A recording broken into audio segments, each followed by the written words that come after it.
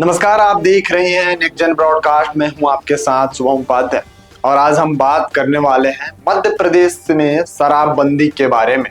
क्या है पूरा मामला, आइए जानते हैं इस वीडियो के माध्यम से। एक राज्य जहां धार्मिक स्थल पवित्र माने जाते हैं, जहां आध्यात्मिक ऊर्जा का वास है, और अब वहां शराब पूरी तरह से बंद होने जा रही है। लेकिन रुकिए, क्या सच में शराबबंदी होगी या यह सिर्फ एक नई नीति के नाम पर खेल हो रहा है? क्या शराबबंदी से राजस्व का घाटा होगा, और क्या इस नीति के पीछे कोई छुपी हुई कोई रणनीति है? आज हम मध्य प्रदेश की नई शराब नीति के हर पहलू को गहराई से समझेंगे और जानेंगे कि आखिर इसके पीछे क्या छिपा है।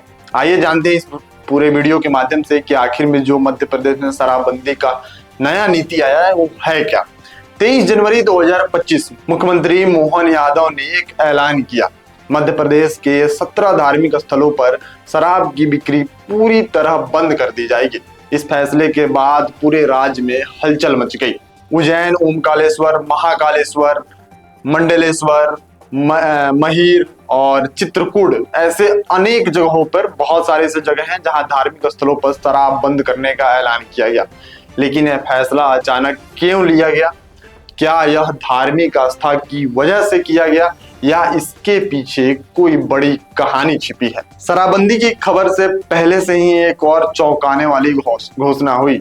लो अल्कोहलिक बेवरेज बार का कॉन्सेप्ट, मतलब शराब की बिक्री तो बंद हो जाएगी, लेकिन बियर, वाइन और रेडी टू ड्रिंक अल्कोहलिक की ड्रिंक्स की बिक्री जारी रहेगी।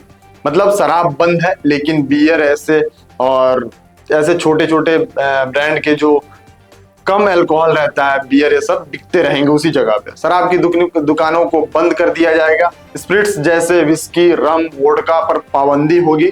बियर, वाइन और 10% से कम अल्कोहल वाले ड्रिंक्स की बिक्री की अनुमति मिल गई है।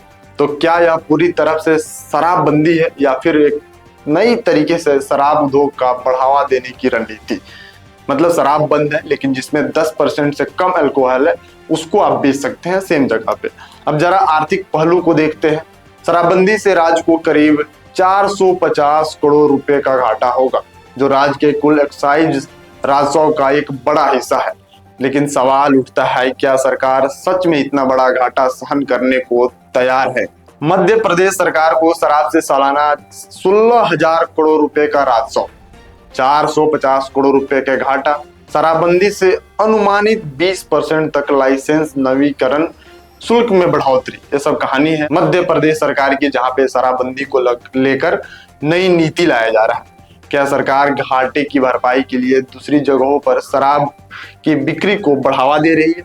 क्या यह धार्मिक भावनाओं को ध्यान में रखकर लिया गया फैसला है, या इसके पीछे कोई और वजह है? जहां कुछ लोग इसे एक सही कदम बता रहे हैं, वहीं विपक्ष ने सरकार पर बड़ा सवाल खड़ा कर दिया है। विपक्ष का कहना है कि अगर सच में शराबबंदी करनी थी तो पूरे राज्य में लागू करते, नहीं की गई। क्यों नहीं की गई? सिर्फ धार्मिक स्थलों पर क्यों? विपक्ष का कहना यह भी है कि यह एक दिखावटी कदम है, और अगर सरकार सच में शराबबंदी लागू करना चाहती है तो पूरे राज्य में लागू कर दे। जनता का कहना है शराबबंदी होनी चाहिए, लेकिन अगर बियर, वाइन जैसे शराब बिकते रहेंगे तो इसे शराबबंदी कहना बिल्कुल गलत होगा। ऐसे में सवाल उठता है, क्या सरकार एक तरफ लोगों को शराबबंदी का झांसा दे रही है, शराब उद्योग को नए रूप से आगे बढ़ा रही है? क्या यह सच में जनता की भलाई के लिए किया गया है? तो क्या है इस पूरी कहानी की असल सच? एक तरफ धार्मिक स्थलों पर शराब की बिक्री बंद हो रही है, दूसरी तरफ लो अल्कोहलिक बेवरेज बार खुल रहे हैं। राजनीतिक फैसला या आर्थिक रणनीति?